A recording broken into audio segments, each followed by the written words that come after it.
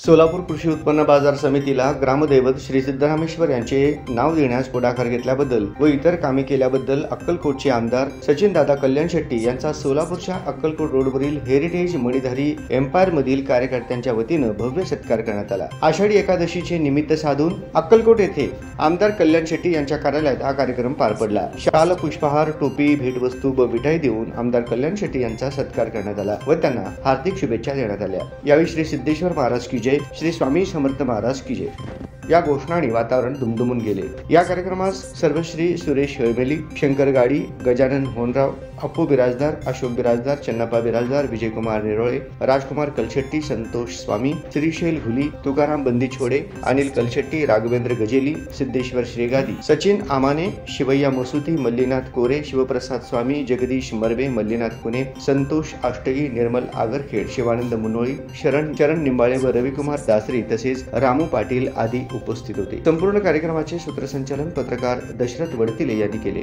अनेक कार्यकर्त्यांनी हेरिटेज मणिधारी सोसायटीतील विविध विकास कामांसाठी आमदारांना साकडे घातले। त्यावेळी आमदार कल्याण शेट्टी यांनी सर्वतोपरी सहकार्य करण्याची ग्वाही दिली। सर्व कार्यकर्त्यांनी आमदार कल्याण शेट्टी यांच्या कार्याचे कौतुक करून त्यांचे अभिनंदन केले।